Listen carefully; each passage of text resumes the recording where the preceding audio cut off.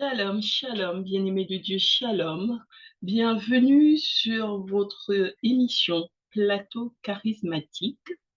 Ce soir, je voudrais vous faire passer un message suite à une intervention que j'ai faite sur une prédication à l'église ou dans une église où j'ai été invitée.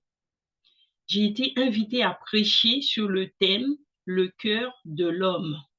Le cœur de l'homme. Donc, je suis votre humble servante, Rebecca Martin.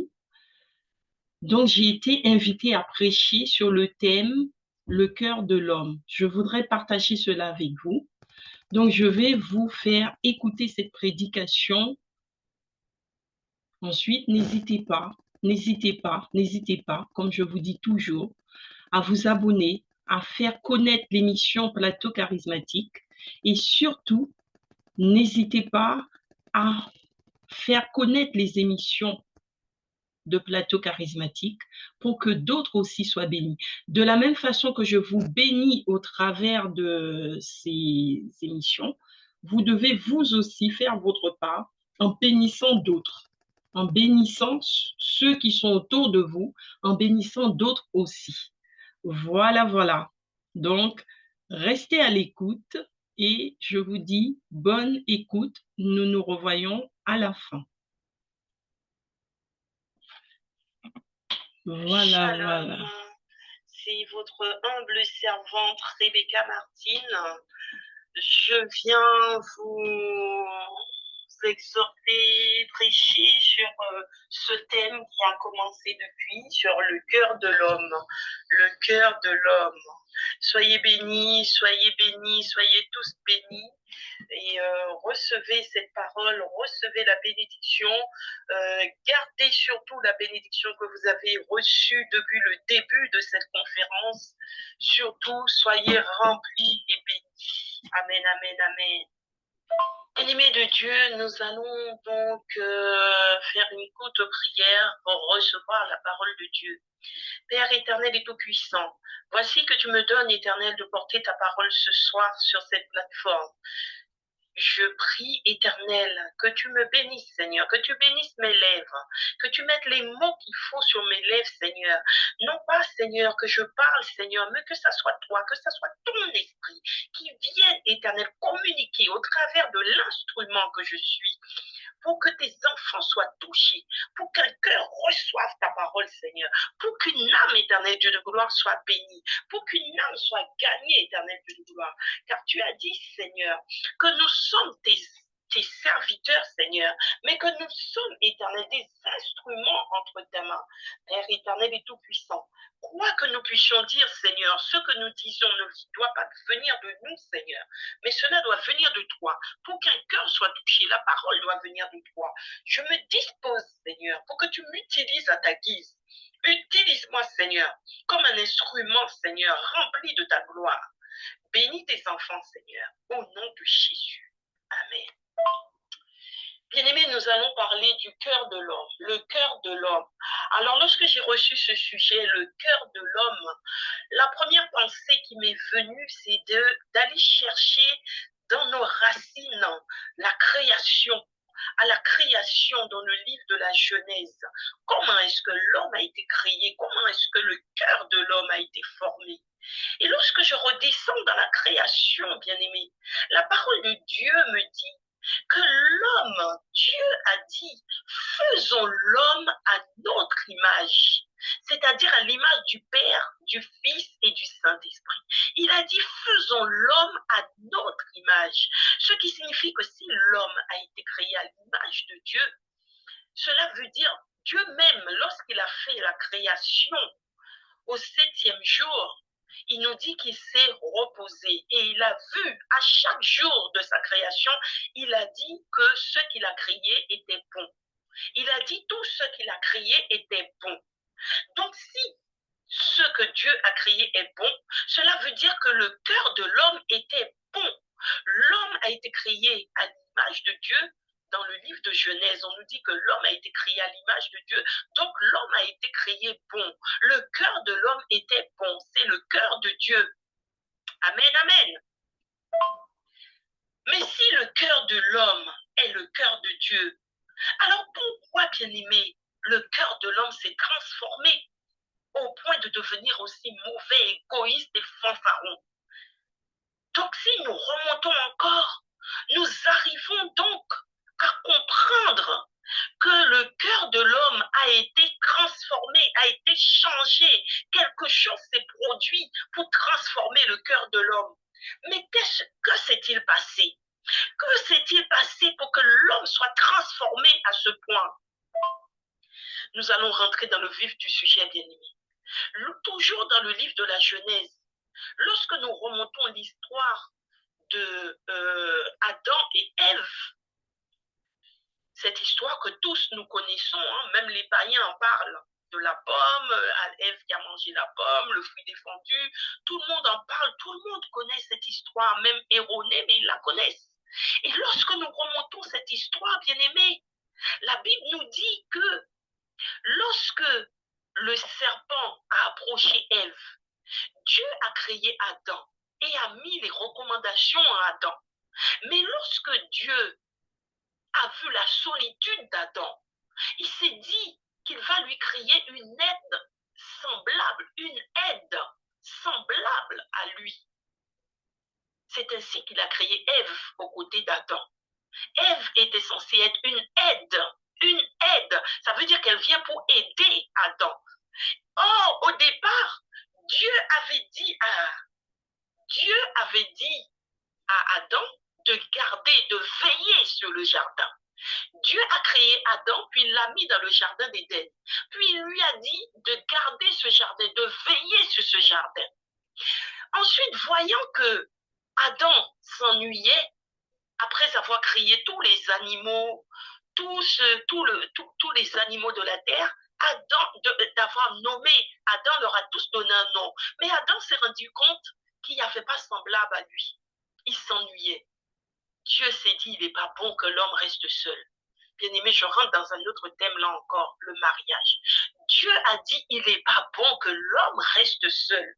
Crée-lui une aide semblable à lui. Une aide. C'est alors que Dieu a créé Ève pour être une aide aux côtés d'Adam. Amen, amen. Mais lorsque Ève est venue dans la vie d'Adam, Adam avait déjà reçu la recommandation. Adam avait reçu la recommandation, bien-aimé, qu'il devait garder le jardin, mais qu'il y avait deux arbres dans ce jardin. L'arbre de la connaissance du bien et du mal et l'arbre de la vie. Il ne devait pas toucher aux fruits de ces deux arbres. C'était la recommandation qui lui était donnée. Mais il pouvait manger tous les autres fruits des autres arbres du jardin, sauf ces deux arbres qu'il ne devait pas toucher. Mais lorsque Ève est arrivée, que s'est-il passé, bien-aimé? Que s'est-il passé? Qu'est-ce qui fait que Ève se retrouve à pécher en allant prendre de ce fruit, alors que Dieu avait recommandé à Adam de ne pas toucher à ce fruit? Est-ce que Adam a passé le message à Ève? Ou est-ce que Dieu a parlé à Ève lorsque Dieu est arrivé et lorsque Ève a été créée? Ça, nous ne le savons pas. La Bible ne nous le dit pas. Mais nous savons une chose, c'est que Adam a reçu la recommandation. Mais Ève, qui était censée être une aide, donc qui était censée parler à son mari, dire à son mari, non, si elle voyait que son mari allait commettre l'erreur, c'était elle qui devait avertir son mari pour lui dire, non, ne fais pas, parce que Dieu a dit, puisque c'est elle qui est l'aide. Mais elle n'a pas été une aide à ce moment-là, puisqu'elle a été dans la faiblesse. Oui, bien-aimé, Ève a été dans la faiblesse. Ève a été trompée, elle s'est laissée tromper par le serpent. La Bible nous dit que le serpent, qui était l'animal le plus rusé du jardin, il s'est approché de Ève. Mais quand je réfléchis, bien-aimé, pourquoi ce serpent s'approche de Ève et non de Adam? Alors que c'est Adam qui a reçu la recommandation. Mais il ne s'approche pas d'Adam. On nous dit qu'il s'est approché de Ève. Il s'est approché de Ève et non d'Adam. Pourquoi? Pourquoi, bien-aimé? Aïe. Pourquoi il s'approche de Ève? Parce que peut-être que Ève n'avait pas reçu la recommandation venant directement de Dieu, mais elle l'a peut-être reçue de son mari ou peut-être pas. Mais en tout cas, le serpent a approché Ève. Quand il approche Ève, qu'est-ce que la parole de Dieu nous dit? Que lorsque le serpent approche Ève, on nous dit que Ève, une fois que le serpent a parlé dans ses oreilles, que le serpent a susurré dans ses oreilles, a murmuré dans ses oreilles, la Bible nous dit que Ève a vu que le fruit était bon à manger. Aïe, aïe, aïe, bien-aimé. Ève a vu que le fruit était bon à manger. Juste parce que le serpent a murmuré, a parlé dans ses oreilles. Aïe, bien-aimé, suivez bien où je veux en venir avec vous. Parce que lorsque je vais rentrer dans la parole de Dieu, je vais vous montrer l'écoute de Dieu, l'écoute de la parole. Je vais vous parler de ça. Donc, retenez bien ce passage, bien-aimé. Dans la Genèse, la Bible nous dit que le serpent a parlé, le serpent a murmuré, susurré dans les oreilles de Ève. Et Ève a vu aussitôt après que le fruit était bon à manger. Donc, ça veut dire que le péché est rentré comment? Le péché n'est pas rentré lorsque Ève a mangé le fruit uniquement. C'est-à-dire que la semence est rentrée lorsque le serpent a murmuré dans ses oreilles. La semence est rentrée. Mais le péché n'était pas encore consommé. Cela devient péché quand c'est consommé. Mais la semence était là. Mais nous savons, bien-aimés, vous et moi, nous savons que lorsque la semence est là, forcément la consommation va suivre. Aïe, aïe, aïe. S'il y a semence, il y a consommation. Mais suivez-moi bien, bien-aimés. Lorsque la semence, le grain a été semé, l'ivraie, ce n'est pas le blé, hein, bien-aimé.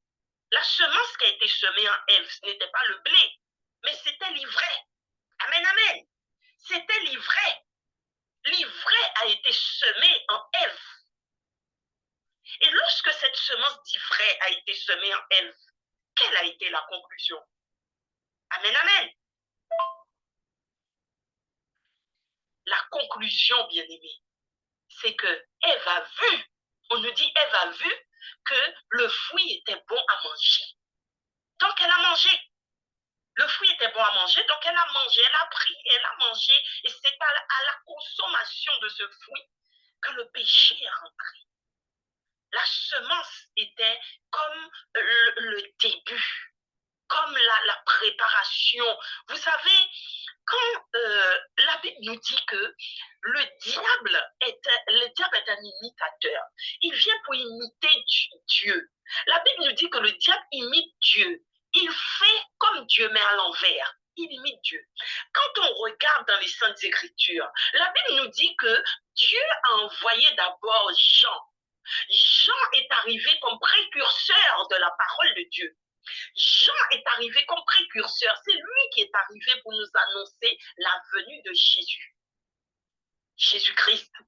Jean était le précurseur de cette venue. Et lorsque Jean est arrivé, Jean a commencé par prêcher la parole. Il a fait des baptêmes, il a baptisé. Mais il a dit, moi je vous baptise d'eau, mais celui qui vient après moi, il est plus grand que moi. Je ne suis même pas digne de délier le courroie de sa sandale. Lui vous baptisera de l'Esprit, l'Esprit de Dieu. Il vous baptisera, il vous donnera l'Esprit de Dieu. Ça veut dire, bien-aimé, que moi, Jean, je vous baptise d'eau. Je vous lave du péché. Mais je ne suis pas en capacité de vous donner l'Esprit. Je ne suis pas en capacité d'aller plus loin. Mais celui dont je ne suis pas digne de délier la courroie de ses chaussures, lui viendra et vous donnera l'Esprit. Amen, amen. Restez connectés, bien-aimés. Lui viendra et vous donnera l'esprit. Mais quel esprit? L'esprit de Dieu. Bien-aimés, lorsqu'on revient à ce que j'étais en train de vous dire tout à l'heure, Ève, en mangeant, en écoutant la voix du serpent, c'était une préparation, comme une préparation. C'était, le diable était en train de semer. Il semait en Ève. C'était la préparation du chemin. Il préparait son chemin. Il préparait son chemin pour pouvoir rentrer dans la vie il préparait son chemin pour rentrer dans la vie d'Ève. Oui, bien-aimé, il préparait le chemin. Il préparait le chemin pour rentrer. Le chemin, il préparait son chemin pour rentrer dans la vie d'Ève. Je vous ai dit tout à l'heure, bien-aimé, que lorsque Jean a préparé le chemin, il a dit, celui qui vient après moi vous donnera l'esprit. Lorsque le diable est venu, le diable, le Satan, sous forme du serpent, il préparait le chemin pour rentrer dans la vie de Ève et Adam, dans la vie donc de l'humanité, pour rentrer dans l'humanité que Dieu commençait à créer, avait créé. Il est rentré, il préparait son chemin comme ça, mais pour donner quoi à la fin? Jésus est venu donner l'esprit, mais le diable est venu donner quoi? Le péché, la mort. Le péché qui conduit à la mort. C'est ainsi qu'il a préparé. C'est ainsi qu'il a préparé son arrivée et qu'il a apporté la mort dans l'humanité. Aïe, bien-aimé, aïe, aïe. Bien-aimé, suivez le cours de mes pensées, suivez. C'est ainsi que je vous dis, le diable est rentré. Et alors, lorsque Ève a mangé de ce fruit, c'est là que le péché est rentré. Parce que le chemin était déjà tracé par l'écoute. Donc le péché est rentré par la dégustation du fruit défendu, le fruit qui lui était interdit. Amen, amen. Donc par cela, le péché est rentré dans l'humanité. Mais bien aimé, je vois que le serviteur de Dieu là se réjouit en disant les femmes, Ève va ramener le péché. Oui, mon ami, oui. La femme a permis que le péché rentre. Oui, mais où était l'homme? Où était Adam au moment où sa femme péchait? Où était-il? À qui Dieu a dit garder le jardin? À Ève ou à Adam? Il me semble que c'est Adam qui devait garder le jardin. Ève venait pour aider. Mais la recommandation était faite à Adam. Où était Adam à ce moment-là? Amen, amen. Donc, de ce fait, le péché est rentré ainsi dans l'humanité. Pour revenir à notre thème, bien-aimé, lorsque le péché est rentré, excusez-moi, bien-aimé, hein, j'ai reçu un appel qui m'a un peu troublé et ça m'a perturbé dans ma lancée. Lorsque le péché est rentré dans l'humanité, bien-aimé, aussitôt que le péché est rentré dans l'humanité, est rentré dans Ève, et donc pour découler dans l'humanité, le cœur a été transformé. Parce que dit la Bible? La Bible dit que tout ce qui rentre en nous, ça descend où? Dans le cœur. J'ai envie de te dire, bien-aimé, quels sont les organes vitaux que nous avons en nous? Nous avons deux organes vitaux. Le poumon, qui nous permet de respirer. Sans respiration, nous ne pouvons pas vivre. Et le deuxième organe vital que nous avons, le deuxième organe vitaux, c'est le cœur. Sans le cœur, nous ne pouvons pas vivre parce que c'est le cœur qui transporte les vaisseaux, qui transporte le sang, qui transporte tout. C'est pourquoi, bien-aimé, lorsque tu vas faire des analyses, on prend ton sang, on analyse ton sang pour voir, mais c'est le cœur qui véhicule ce sang. C'est le cœur qui véhicule les artères, tout ça, tout est relié au cœur. C'est pourquoi quand tu vas tu vas te faire masser, On te masse toujours du bas en haut vers le cœur. Toujours vers le cœur. Parce que le sang doit toujours être pompé vers le cœur. Si ça fait l'effet inverse, tu peux mourir. Amen, amen. Donc, tout ce qui rentre descend dans le cœur. Donc, tout ce qui est rentré dans les oreilles de Ève, tout ce que le diable a susurré dans les oreilles de Ève, c'est descendu dans son cœur. Une fois que c'est descendu dans le cœur, ça transforme le cœur. Et quand le cœur est transformé, la chose ressort par la bouche. Bien-aimé, tu ne me suis pas. Je dis quelque chose là, bien-aimé, mais je sens que tu ne me suis. Tu ne me suis pas, bien-aimé. Je dis des choses, mais tu ne me suis pas. Tu ne me suis pas. Tu ne me suis pas. Je te dis, bien-aimé, lorsque ça descend dans le cœur, je n'ai pas cherché, je n'ai pas le passage en tête. Si quelqu'un a le passage, qui me l'envoie. C'est dans le Nouveau Testament. Quand la parole de Dieu te dit, lorsque lorsque la parole de Dieu, je crois que c'est dans le livre des Hébreux, je ne suis pas certaine, bien-aimé, mais tu vas chercher. Lorsque la parole rentre en toi, lorsque la parole, la foi, lorsque cette parole de foi, la parole de Dieu rentre en toi, ça descend dans ton cœur, bien-aimé. Et quand ça arrive dans ton cœur, qui est ton jardin secret, ça prend racine dans ton cœur. Et ensuite, ça ressort de ta bouche par des proclamations. Lorsque la parole descend dans ton cœur, c'est des proclamations qui ressortent de ta bouche. Tu vas proclamer la vérité. Tu vas proclamer ta foi. Tu vas proclamer ta foi de ta bouche. Mais cette foi que tu proclames de ta bouche, c'est rentré comment en toi? C'est rentré par ce que tu as entendu et par ce que tu as lu. Parce que la Bible déclare que la foi, je crois que c'est dans le livre d'Hébreux, la foi vient de ce que l'on entend. Et ce que l'on entend vient de la parole de Dieu. Et il te dit, si tu crois dans ton cœur, alors tu proclames de ta bouche. Si tu crois dans ton cœur que Jésus-Christ est Seigneur et Sauveur, alors tu le proclameras de ta bouche. Amen. Amen, amen. C'est ce que le diable a fait. Bien-aimé, est-ce que tu me suis? Est-ce que tu me suis, bien-aimé? C'est ce que le diable a fait. Il a fait descendre sa semence d'ivraie dans le cœur de Ève. Et ensuite, Ève a proclamé de sa bouche en mangeant le fruit défendu et en offrant à son mari. Parce qu'elle a mangé et ensuite elle a dit à son mari de manger. Donc elle a proclamé le péché. Amen. Aïe, aïe, aïe, aïe, aïe, aïe, aïe, bien-aimé, est-ce que tu me suis, bien-aimé? Est-ce que tu me suis? Si tu me suis, dis Amen. Dis Amen fort, dis Amen fort.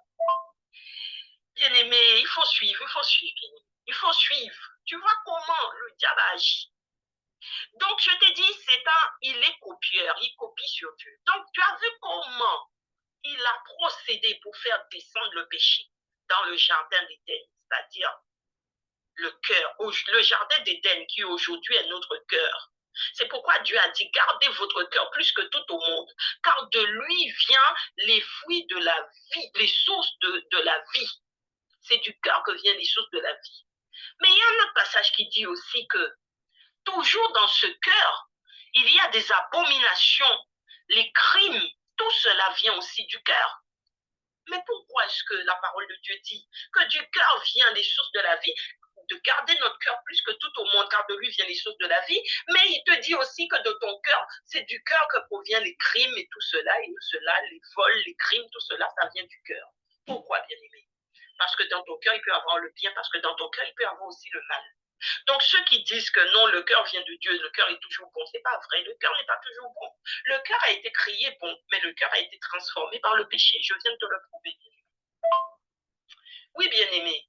Donc, lorsque du cœur, bien-aimé, lorsque l'ennemi, bien-aimé, lorsque lorsqu'on dit que du cœur vient le bien, du cœur vient le mal, ça veut dire que lorsque l'ennemi a mis en toi ce péché, lorsque ce péché qui est rentré en Ève est descendu dans nos cœurs, bien-aimés, ce péché qui est rentré dans le cœur, ce péché s'est transformé en... Ça s'est transformé en péché, cette semence, cette ivresse, semence de l'ivresse, ça s'est transformé en péché. Mais lorsque Dieu met sa parole en toi, la semence de Dieu se transforme en grâce. La semence de Dieu en toi se transforme en grâce. Mais bien aimé, ce soir, je ne veux pas parler de la grâce de Dieu, je veux parler du péché, puisqu'on parle du cœur de l'homme. Parce qu'aujourd'hui, nous voyons des hommes méchants. Les gens sont méchants, ils sont fanfarons, ils ont tout ce qu'il y a de mauvais en eux. Le cœur de l'homme est devenu mauvais, méchant. Mais pourquoi? Pourquoi est-ce que le cœur est devenu aussi mauvais? Parce que l'homme s'est laissé transformer par le péché. Amen. La Bible déclare, bien-aimé, maudit soit l'homme qui se confie en l'homme. Dans Jérémie 17, la Bible dit, maudit soit l'homme qui se confie en l'homme, mais béni soit l'homme qui fait confiance à l'Éternel et qui place son espérance en lui. Il deviendra un arbre verdoyant. Pourquoi maudit soit l'homme qui se confie en l'homme? Parce que le cœur de l'homme étant transformé ainsi, le péché étant rentré dans le cœur de l'homme s'est transformé, le cœur est devenu méchant, le cœur est devenu mauvais. La Bible dit dans Jérémie 17 que le cœur de l'homme est tortueux par-dessus tout. Il est incurable. Il est tortueux par-dessus tout, il est incurable. Mais il dit aussi, bien-aimé, que béni soit l'homme qui fait confiance à l'Éternel. Pourquoi? Parce que lorsque tu fais confiance à l'Éternel, bien-aimé, l'Éternel transforme il te redonne, il te restaure, il vient restaurer ton cœur. Mais il restaure quoi dans ton cœur? Amen, amen. Amen, amen. Oui, bien-aimé, la parole. Mais je disais que la parole, parce que j'étais en train de lire le texte. Merci, prophétesse Sidonia, merci pour la parole. Oui, bien-aimé, la parole de Dieu nous dit que lorsque, bien-aimé, je disais que le cœur de l'homme, lorsque tu vas te confier à l'homme, pourquoi il dit maudit soit l'homme qui se confie en l'homme? Parce que le cœur étant transformé, le cœur est devenu méchant. Ce n'est pas Dieu qui va te maudire, hein, mais c'est toi-même par la confiance que tu fais à l'homme qui ça devient une malédiction dans ta vie. Parce que, je vais te prouver encore autre chose, bien-aimé. Nous allons remonter le cours de la Bible depuis Genèse jusqu'à Apocalypse. Nous allons... Amen, amen. Bien-aimé, quand tu vois que le péché est rentré en Ève, qu'est-ce qui s'est passé par la suite? Ève a donné naissance à son premier fils, Caïn. Caïn a hérité, bien-aimé, de toute la puissance du mal. Le cocktail est rentré en lui. C'est ainsi qu'est née la jalousie. On nous dit que Caïn est né, Caïn a tué Abel. On nous dit qu'Abel avait un bon cœur. Abel était doux, il était humble de cœur. Mais Caïn avait un cœur méchant, il avait un cœur jaloux. Et par jalousie, il a tué son frère. Pourquoi? On nous a montré le bien et le mal. Dieu nous a montré par là l'image du bien et du mal. Il nous a donné Caïn, un fils aîné, pour nous montrer l'image du mal, ce que le mal peut faire quand il rentre dans le cœur d'un homme. C'est ainsi que la jalousie, la méchanceté, tout cela s'est développé dans le cœur de Caïn. Ensuite, Dieu a permis que Ève puisse mettre au monde Abel et a mis dans le cœur d'Abel le cœur de Dieu. Dieu lui a donné son cœur, un cœur humble, le cœur de Jésus, un cœur humble, pour nous montrer la différence entre le bien et le mal. Et ensuite, Caïn vient, qu'est-ce qu'il fait? Par cette semence, comme il avait cette semence rebelle en lui, il a tué son frère. Mais cela ne veut pas dire que le mal a vaincu le bien. C'était pour nous montrer le cheminement du mal, comment le mal peut agir, et pour nous montrer aussi comment le mal, quelqu'un qui fait le mal, toi qui es là, qui est un agneau, comment le mal peut te combattre, peut te vaincre. Tu vas tomber, mais tu vas te relever. Parce que plus loin, la parole nous dit que le sang d'Abel a crié. le sang d'Abel a crié vers le Père. Hey, amen, amen. Le sang d'Abel a crié vers le Père. Et il dit ensuite que le sang de Jésus crie plus fort que le sang d'Abel. C'est pour te dire que le mal ne peut jamais vaincre. Jamais. Le sang d'Abel a crié vers le Père. Mais ensuite, on nous dit le sang de Jésus a crié plus fort encore que le sang d'Abel. Amen, amen. Donc, je reviens à ce que je disais au départ. Caïn a tué son frère Abel. Là, parce que la jalousie est rentrée en lui, l'hypocrisie est rentrée en lui, le mal, dans toute sa splendeur, est rentré en lui. Ensuite, plus loin, on nous parle de la tour de Babel, que les hommes, dans leur malice, ont voulu créer des tours jusqu'à toucher le ciel. Lorsque Dieu a vu les pensées de l'homme, il s'est dit, mais c'est pas possible. Toutes ces pensées perverses dans l'homme, il a dit non, il faut les arrêter. C'est alors qu'il a envoyé le trouble dans leur langage et qu'il les a dispersés ainsi sur toute la surface de la terre. Ensuite, quand on va plus loin, on voit que Abraham et Lot, lorsqu'Abraham est parti avec son neveu Lot, on nous dit que les bergers d'Abraham se sont disputés avec les bergers de Lot. Alors, écoutez bien, bien-aimés. Caïn a tué Abel par jalousie, par toutes les excuses du mal. Ensuite, à la tour de Babel, ils ont bâti contre Dieu, on va dire, puisqu'ils voulaient monter dans le ciel. Comme Dieu, dans le jardin, n'a pas permis, parce qu'après que Ève ait péché, Dieu a mis des chérubins dans le jardin, parce qu'il a dit, empêchons-les d'atteindre l'arbre du fruit de la vie. Ils ont déjà pris l'arbre du fruit du bien et du mal. Empêchons-les d'aller jusqu'à l'arbre du fruit de la vie, pour qu'ils ne vivent pas éternellement avec ce péché en eux. On ne peut pas laisser le péché vivre éternellement. Donc Dieu a dit, empêchons-les d'atteindre cet arbre. Donc Caïn a tué Abel, le mal est rentré en lui. Ensuite, à la tour de Babel, toujours dans les bâtisses, à la recherche du bien, à vouloir monter au ciel, à vouloir aller à la vie éternelle, ils ont commencé à bâtir jusqu'à toucher le ciel. Ensuite, Abraham et Lot, leurs bergers, se battent. Pourquoi? Pour la terre. Ils se disputent la terre, bien aimé. Aïe, aïe, aïe. Après, quand on continue encore, Sodome et Gomorre. Qu'est-ce qui se passe à Sodome et Gomorre? Mais regardez la progression du mal. Entre Caïn qui commence par la jalousie, ensuite la tour de Babel où les gens ils se réunissent tous, ils s'unissent pour faire le mal. Ensuite, Abraham et Lot qui commencent à se disputer pour la terre. Ensuite, on arrive à Sodome et Gomorre. Qu'est-ce qui se passe sur la terre dans Sodome et Gomorre? On va dire LGBT, LGBTQS, ou tout ce que vous voulez. Dès que je dis ça, je pense que vous comprenez. Voilà tout ce qui se passe sur la terre. À Sodome et Gomorre. L'homosexualité, les hommes qui vont avec les hommes, les femmes avec les femmes, toutes sortes de débauches sexuelles.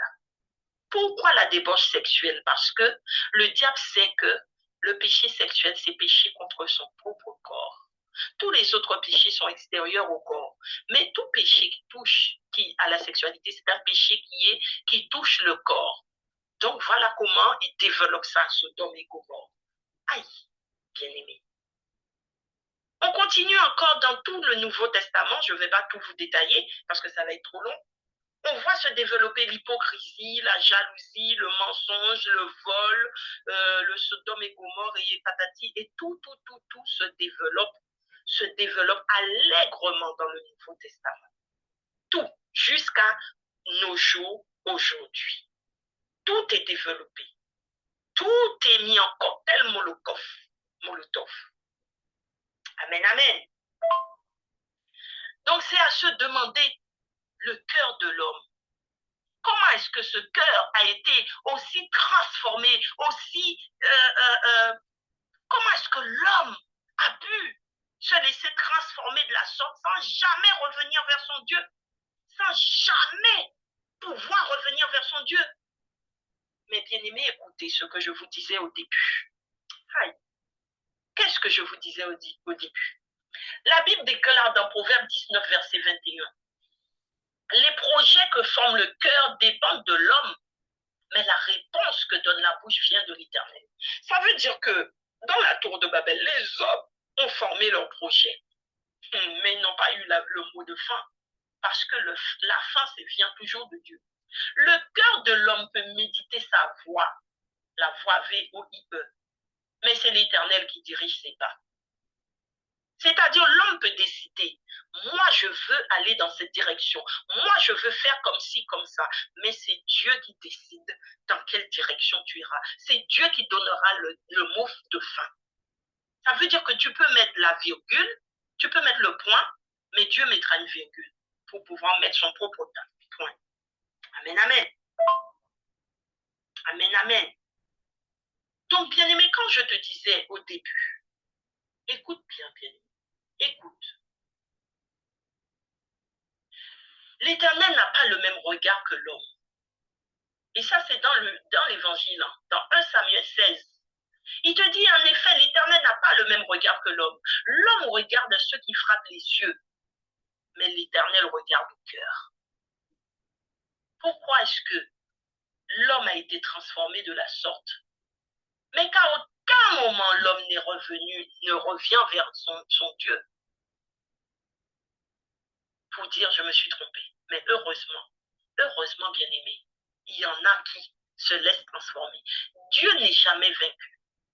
Dieu avait prévu son plan. Il savait comment le mal allait circuler dans l'humanité, comment cette semence allait grandir dans les cœurs. Comment est-ce que le mal allait s'approprier cela dans les cœurs? Il avait tout prévu. Il avait prévu son plan.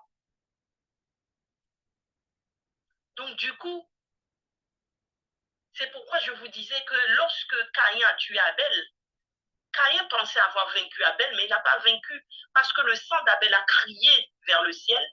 Et on nous dit le sang de Jésus crie encore plus fort que le sang d'Abel. Ça veut dire que Dieu n'a pas été vaincu. Et ce que je vous disais au départ, bien aimé, lorsque Ève a susurré, lorsque le serpent a parlé dans les oreilles d'Ève, Ève a écouté le mal. Ève a péché. Mais qu'est-ce que la parole de Dieu nous dit? Je vais vous chercher un passage. Dieu dit, l'Éternel dit, dans Jérémie 9, ils ont abandonné ma loi. Ils ne m'ont pas écouté et ne l'ont pas suivi. Ils ne m'ont pas écouté. Ça veut dire que nous devons écouter la parole de Dieu.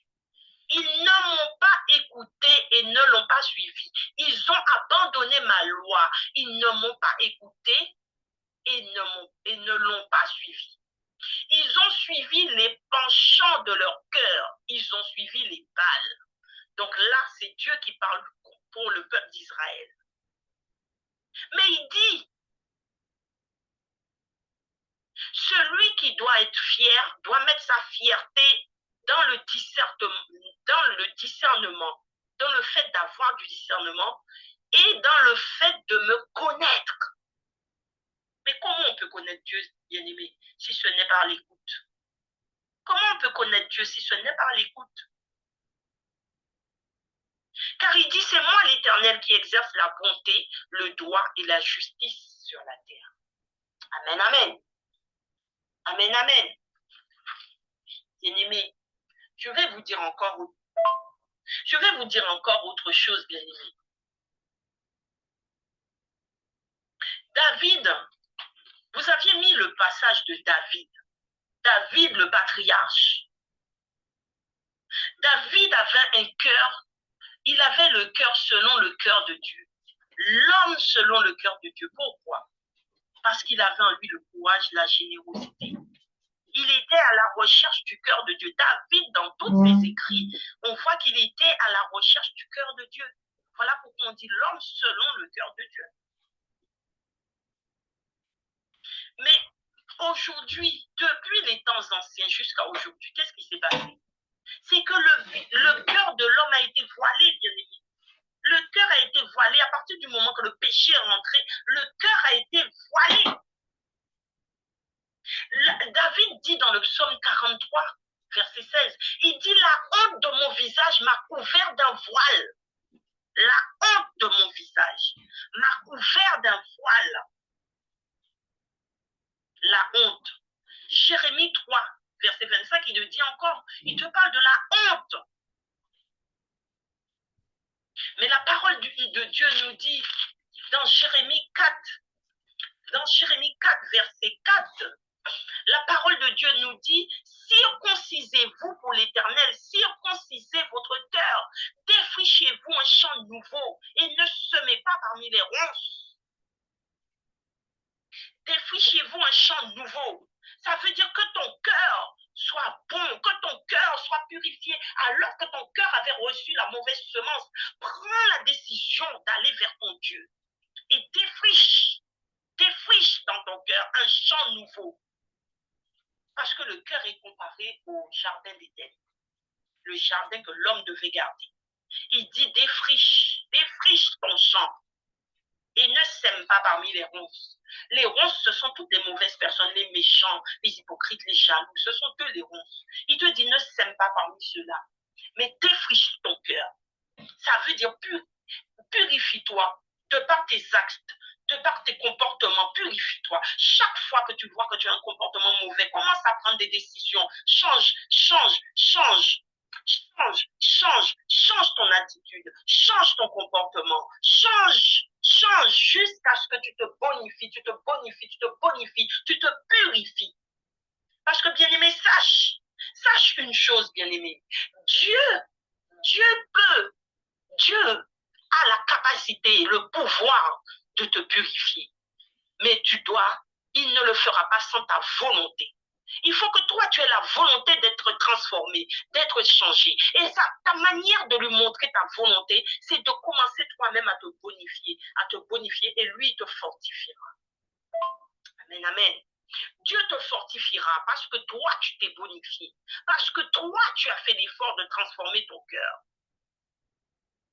Bien-aimé, il te dit défrichez-vous un champ nouveau et ne sème pas parmi les ronces. Il dit circoncisez-vous pour l'Éternel, circoncisez votre cœur. Ça veut dire au lieu, comme les musulmans, ils vont se circoncire la partie intime, mais Dieu te dit fais-le par ton cœur. Parce que quand tu te circoncis le bas et que tu continues à faire les mêmes péchés, les mêmes erreurs, tu ne changes pas ton comportement, tu ne changes pas ton attitude, et à côté de cela, tu dis que tu es né de nouveau. Non, bien-aimé, tu n'es pas né de nouveau. Ton cœur est toujours aussi mauvais. Ton cœur, le penchant de ton cœur est toujours aussi noir. C'est pourquoi il te dit, circoncisez-vous pour l'Éternel, circoncisez votre cœur. Ça veut dire que c'est le cœur que tu dois transformer. C'est du cœur que tu dois être changé. C'est du cœur que tu dois être transformé et non du corps. Si ton cœur est transformé, si ton cœur est circoncis, alors ta vie prendra un autre tournant, ta vie changera. Là, tu pourras dire, je suis né de nouveau, je suis une nouvelle créature, les choses anciennes sont passées, toutes choses deviennent nouvelles. Amen, amen. Amen, amen. Toutes choses deviennent nouvelles parce que tu es circoncis. La Bible nous dit dans Exode 34, verset 33, bien-aimé, que lorsque Moïse partait sur la montagne pour aller discuter sur le mont Sinaï, il allait discuter avec Dieu. Comme il voyait Dieu face à face, lorsqu'il revenait, il prenait le feu de Dieu était en lui, puisque notre Dieu est un feu dévorant. Donc, lorsqu'il allait consulter Dieu et qu'il était face à ce feu, le feu prenait en lui, puisque nous sommes le reflet de Dieu, nous sommes l'image de Dieu, nous sommes le reflet de Dieu. Donc, lorsqu'il revenait vers le peuple voyait ce feu sur son visage. Il voyait cette lumière, cette clarté sur son visage, parce qu'il reflétait la gloire de Dieu. La gloire était sur lui. Mais la Bible déclare que le peuple de Dieu n'arrivait pas à regarder Moïse. Pourquoi? Parce que le péché était dans leur cœur. On nous dit qu'ils s'étaient déjà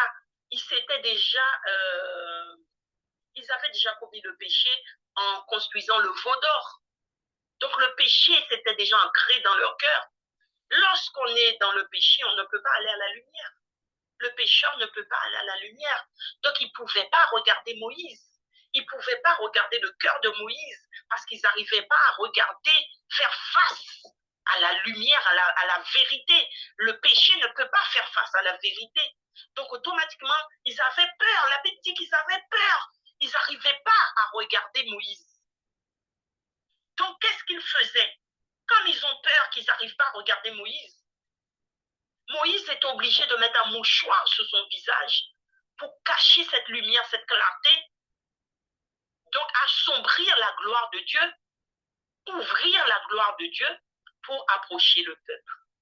Aïe, bien-aimé, est-ce que vous comprenez ce qui se passe là? Bien-aimé, est-ce que tu comprends ce qui se passe là? Dis-moi, bien-aimé, dis-moi, bien-aimé. Dis-moi en commentaire, est-ce que tu comprends? Est-ce que tu comprends, bien-aimé? Sommes-nous ensemble? Sommes-nous ensemble? Oui, bien-aimé, est-ce que nous sommes ensemble? Est-ce que tu comprends ce qui est en train de se passer là? Le péché, bien-aimé. Hey, tu ne comprends pas ce que je dis. Bien-aimé, le peuple a péché. Péché en allant construire un veau d'or parce qu'ils trouvaient que Moïse mettait trop de temps sur la montagne. Ils ont été construire un veau d'or avec toute leur richesse. On nous dit qu'ils ont pris tous leurs bijoux, toute leur richesse et ils ont construit le veau d'or. C'est ainsi qu'aujourd'hui, bien-aimés, beaucoup d'enfants de Dieu vont prendre leur richesse, soit pour aller chez les marabouts, soit pour aller chercher la gloire chez les marabouts, chez les féticheurs, dans ces choses-là, ils vont chercher la gloire. Et ensuite, ils viennent servir Dieu avec cette fausse gloire. Ils veulent venir, ils veulent la gloire. Ils ne veulent pas passer par le chemin de l'épreuve que Jésus est venu nous montrer. Ils ne veulent pas passer par ce chemin de l'épreuve. Ils veulent arriver vite, ils veulent prendre les raccourcis. Donc ils vont dans ces choses chercher la gloire. C'est ce que le peuple d'Israël a fait. Ils ont été chercher la gloire, ils se sont créés un veau d'or pour adorer. Mais c'est ce que tu fais, bien-aimé, lorsque tu vas chez les marabouts, les féticheurs et toutes ces choses, pour aller chercher une fausse gloire. Tu es en train d'adorer un faux Dieu. Et ensuite, ils vont dans les églises. Ils viennent, ils se disent pasteurs, prophètes, et j'en passe et des meilleurs. Ils viennent là pour dire qu'ils ont la gloire, juste pour la gloire, pour une vaine gloire qui ne va pas durer. Aïe, bien-aimé, bien-aimé, attention, attention, attention à toi. Attention à toi, bien-aimé. Attention. La gloire de la terre ne dure pas, mais la gloire de Dieu est éternelle. Pour une vaine gloire, beaucoup perdent leur âme, beaucoup vendent leur âme, comme nous l'avons vu à l'ouverture des JO. Je ne vais pas m'étaler là-dessus, mais vous avez entendu toute la polémique. Comment ceux qui ont choisi les ténèbres ont vendu leur âme. Bien-aimés, nous devons prier pour ces gens-là. Ils ont vendu leur âme pour une vaine gloire. Pour une gloire dont la parole de Dieu nous dit, où les termites, les termites vont manger. Alors que la gloire de Dieu est éternelle. Ce que Dieu nous promet est éternel et durable. Durable. Bien-aimés, nous avons besoin de nous protéger. Nous devons nous protéger. Donc la parole nous dit qu'ils ont péché parce qu'ils n'arrivaient pas à regarder ensuite. Ils n'arrivaient plus à regarder Moïse en face parce que la peau de son visage rayonnait. Alors Moïse est obligé de mettre un voile sur son visage, de couvrir la gloire de Dieu parce que les hommes ne peuvent pas regarder la gloire de Dieu en face. Bien aimé, c'est ce que nous voyons aujourd'hui dans nos églises.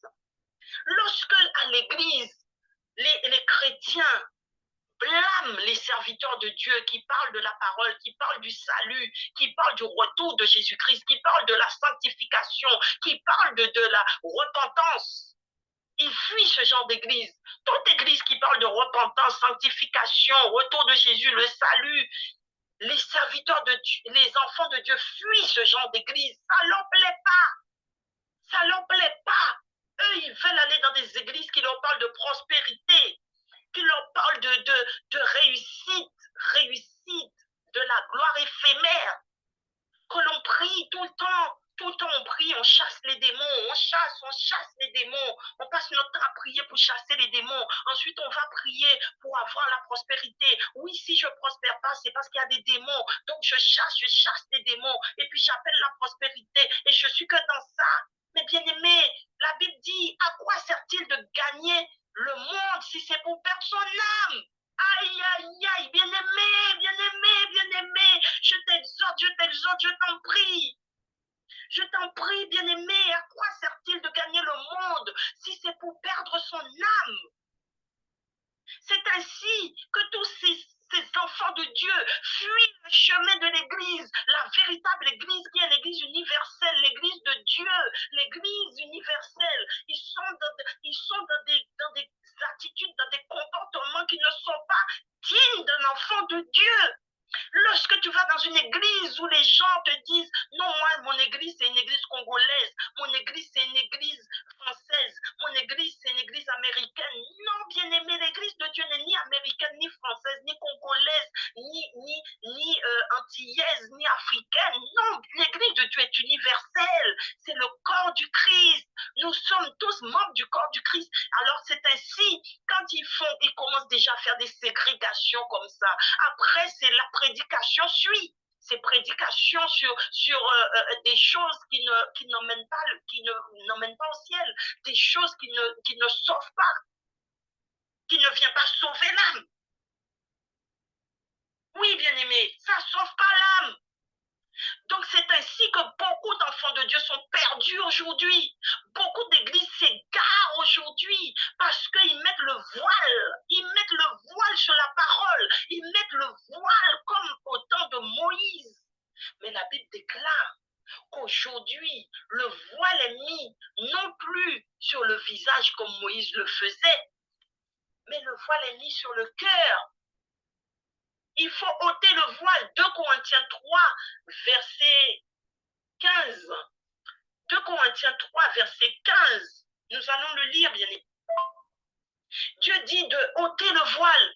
Dieu dit ôtez le voile de votre cœur par la conversion. On ôte le voile par la conversion. Et dans 2 Corinthiens 3, verset 15, la parole nous dit jusqu'à aujourd'hui, quand les écrits de Moïse sont lus, un voile recouvre leur cœur. Mais lorsque quelqu'un se convertit au Seigneur, le voile est enlevé.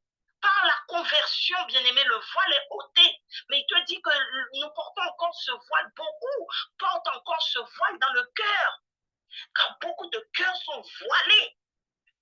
Dans les églises, beaucoup de cœurs sont voilés. Même chez les serviteurs, les servantes de l'Éternel, beaucoup de cœurs sont voilés parce qu'ils ne sont pas convertis. Ils ont cherché la vaine gloire. Ou encore, ils sont tellement à la recherche de la vaine gloire qu'ils se perdent. Les cœurs sont voilés, mais Dieu dit, convertissez-vous, convertissez-vous. Il dit encore, Dieu dit que lorsque il fait briller sa lumière dans notre cœur pour faire resplendir la connaissance de sa gloire dans la personne de Jésus-Christ, il le dit dans 2 Corinthiens 3, dans 2 Corinthiens 4, verset 6. Il dit en effet, le Dieu qui a ordonné que la lumière brille du sein des ténèbres. Les ténèbres, c'est ce que nous sommes. Nous sommes les ténèbres. Nous sommes dans les ténèbres. Il dit le Dieu qui a permis que sa lumière brille dans les ténèbres. S'il permet qu'il mette sa lumière dans tes ténèbres, que la lumière brille au sein des ténèbres, a aussi fait briller sa lumière dans notre cœur. Il fait briller sa lumière dans notre cœur pour faire resplendir la connaissance de la gloire de Dieu dans la personne de Jésus-Christ. Ça veut dire que cette lumière, ces ténèbres qui sont rentrées dans le cœur, Dieu dit qu'il peut mettre sa lumière par la conversion. Si tu te convertis, il peut venir mettre sa lumière dans ton cœur par Jésus-Christ. Il met cette lumière pour te faire resplendir dans la connaissance de sa gloire. Et la connaissance de sa gloire se trouve en Jésus-Christ, dans la personne de Jésus-Christ. Ça veut dire qu'il met Jésus dans ton cœur. Si tu confesses Jésus-Christ comme ton Seigneur et ton Sauveur, si tu l'accueilles par ta conversion, quand tu es converti, ça veut dire que tu as accepté Jésus-Christ dans ta vie. Donc, si tu l'acceptes dans ta vie, tu l'as invité dans ta vie, tu as accepté, tu invites Jésus dans ta vie, automatiquement, c'est la gloire de Dieu qui rentre dans ta vie, dans la personne de Jésus-Christ. Donc, cette gloire qui était couverte par le voile, ce voile sur le visage de Moïse, ce voile dans le cœur qui couvre de la parole de Dieu, le Seigneur vient par ta conversion, il enlève ce voile sur ton cœur. Et il te donne son Fils unique, il te donne son Fils Jésus-Christ, un héritage, parce que le voile a été ôté. Et lorsque Jésus-Christ rentre dans ta vie, la gloire de Dieu est là. Aïe, bien-aimé, la gloire est là. La gloire est là. Sa main nous touche. Sa main nous touche. Amen, amen. Lorsque la gloire de Dieu est là, bien-aimé, lorsque la gloire de Dieu est là, c'est que la main de Dieu nous a touchés. Sa main nous a touchés. Jésus-Christ vit en nous et il te dit, Christ en nous. L'apôtre Paul disait, Christ en nous, c'est l'espérance de la gloire. Christ en nous, c'est l'espérance de la gloire. Amen, amen. Donc, quand ce voile est ôté, quand le voile est ôté par la conversion, automatiquement, Christ est en nous. Christ en nous, espérance de la gloire. Amen, amen. Amen, amen. Bien-aimés, nous sommes arrivés à la fin. Je vais garder le reste pour demain. Mais le Seigneur m'inspire de te dire quelque chose. Lorsque tu te convertis, lorsque tu dis, je suis né de nouveau, je reviens sur cette parole, je suis né de nouveau, parce que j'ai accepté Christ dans ma vie comme Seigneur et Sauveur. Ta nouvelle naissance, bien-aimé, quand on vit de la nouvelle naissance, ça veut dire quoi pour toi être né de nouveau? Est-ce que tu dis, je suis né de nouveau juste parce que quelqu'un t'a parlé de Jésus-Christ, tu es parti à l'église, on t'a fait le baptême, et puis tu t'es arrêté là. Ensuite, tu vois que ta vie ne change pas. Rien n'a bougé dans ta vie et tu te dis, on m'a trompé, on m'a menti. Parce que ma vie n'a pas changé, rien n'a changé. Bien-aimé, je viens t'apporter une consolation. C'est pas que ta vie n'a pas changé. Quand on t'a prêché Jésus-Christ et que tu as accepté Jésus-Christ dans ton cœur, si tu l'as accepté d'un cœur sincère, si tu as été sincère dans ton acceptation et que tu as accepté de passer dans l'eau du baptême, c'est l'eau de la repentance. Ça veut dire que tu vas déposer tes péchés, tu vas te laver du péché, tu vas abandonner le péché. Mais tu as ta part. Tu as ta part à faire. Quand tu fais ça, bien-aimé, après, l'Esprit de Dieu va descendre sur toi. Parce que tu es rentré dans le baptême, le péché a été déposé, l'Esprit de Dieu descend en toi. L'Esprit de Dieu est rentré en toi, tu es devenu enfant de Dieu. Il n'y a pas de conteste. Sans conteste, tu es devenu enfant de Dieu. Mais, bien-aimé, la nouvelle naissance, là, ce n'est que le chemin de la nouvelle naissance. La vraie nouvelle naissance, bien-aimé, c'est lorsque tu prends la décision ferme, parce qu'on t'a dit la foi est une ferme assurance. Hébreux 1, 11, 1. La foi est une ferme assurance. Donc la nouvelle naissance, bien-aimé, c'est dans la fermeté, c'est une ferme décision que tu prends de changer ta vie pour une vie nouvelle. Ça veut dire que si tu étais voleur, tu décides qu'aujourd'hui, je ne volerai plus. Si tu étais menteur, tu décides qu'aujourd'hui, je ne mentirai plus. Si tu étais dans le péché sexuel, tu décides qu'aujourd'hui, je ne le ferai plus. Tu avais un amant, aujourd'hui, je quitte mon amant, je n'aurai plus d'amant. Je marche maintenant dans la droiture. Je marche maintenant selon ce que Dieu me demande. Et lorsque tu es dans cette direction-là, bien-aimé, lorsque tu marches ainsi, que tu marches dans cette direction-là, bien-aimé, là, tu peux dire que tu n'es plus, peut-être qu'autrefois, tu t'appelais Pierre, aujourd'hui, tu as changé ton nom, tu t'appelles Jean. Aujourd'hui, quand on viendra dire où est Pierre, tu dis Pierre n'existe plus, aujourd'hui, c'est Jean qui est là. Amen, amen. Parce que tu es né de nouveau. Lorsque le diable viendra te rappeler ton passé, pour te dire, oui, autrefois tu as fait ça, tu pourras avoir, tu auras les réponses pour lui dire, oui, autrefois j'ai fait ça, parce que autrefois j'étais pécheur, j'étais dans le péché. Autrefois, je ne connaissais pas Christ, j'étais dans le péché. Mais aujourd'hui, je connais Christ, je ne suis plus dans le péché. Et si tu tombes, s'il venait, bien-aimé, que tu tombes, tu lui dis, oui, j'ai le droit de tomber, parce que Christ m'a enseigné que j'ai le droit de tomber. Mais c'est la fin qui compte, non? C'est la fin qui compte. J'ai le droit de tomber. L'essentiel, c'est que je me relève. Si tu tombes et que tu ne te relèves pas, c'est ce qui est grave. Mais si tu sais te relever, bien aimé, c'est ça qui est important. C'est pas le fait que tu sois tombé, c'est le fait de savoir se relever. Donc tu peux lui répondre, oui, je suis tombé, je peux me relever. Alors Christ même est tombé combien de fois pendant sa passion, avant d'arriver à la croix? Il est tombé combien de fois? On lui a même mis un Simon de Cyrène pour l'aider. Donc, c'était pour te montrer que toi aussi, tu peux tomber, bien-aimé. Tu peux tomber, mais il faut savoir se relever. Et arriver à la fin, tu dois arrêter de tomber. Tu ne peux pas tomber tout le temps. À un moment, il faut savoir s'arrêter. À un moment, on arrête de tomber.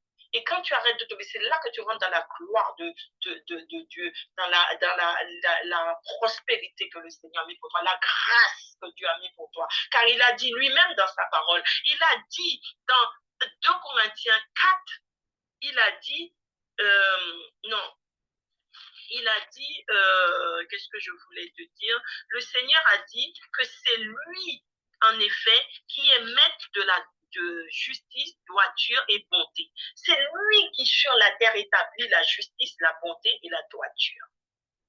Amen, amen. Donc, bien-aimé, j'ai envie d'inviter une sœur, un frère. Si tu as entendu la voix de Dieu aujourd'hui, et que tu dis que tu es né de nouveau, mais que tu constates que ton attitude n'a pas changé, je t'invite à faire la vraie conversion pour que tu sois vraiment né de nouveau et que le Seigneur puisse transformer ton cœur, qu'il puisse venir restaurer ton cœur, qu'il puisse venir restaurer ta vie et que tu puisses rentrer dans cette profondeur et qu'on puisse dire de toi, comme on a dit de David, l'homme selon le cœur de Dieu. Qu'on puisse dire de toi, tu es l'homme, la femme selon le cœur de Dieu. Parce que tu marches dans le courage, tu marches dans la générosité, tu marches, tu recherches constamment le cœur de Dieu. Tu marches dans la foi, dans la confiance, dans l'amour, dans l'humilité, dans l'intégrité, le pardon et l'adoration de ton Dieu. Amen, amen. Voilà, bien-aimés. Je vous remercie de m'avoir suivi ce soir. Je vais m'arrêter là pour ce soir, bien-aimés. On va garder la suite pour demain. Je vous remercie vraiment de m'avoir suivi ce soir. Merci à la prophétesse Sidonia de m'avoir donné cette opportunité de venir porter la parole devant vous. Ce fut pour moi une grande joie. Vraiment, je suis en communion de cœur avec vous tous. Soyez bénis, bénis, bénis, bénis. Dieu vous aime et je vous aime tous. Soyez bénis. À très bientôt. Ciao, bye bye. Bienvenue, bienvenue. Voilà, bien-aimés de Dieu, voilà, nous sommes donc arrivés à la fin de ce temps de prédication. Je vous remercie tous de m'avoir suivi ce soir. Je vous invite à rester connectés pour la suite, parce qu'il y a eu une deuxième partie de ce même thème que je vous donnerai prochainement. Donc, restez connectés sur la page de l'émission Plateau Charismatique pour recevoir la suite. Je vous remercie et je vous dis à très bientôt. Au revoir.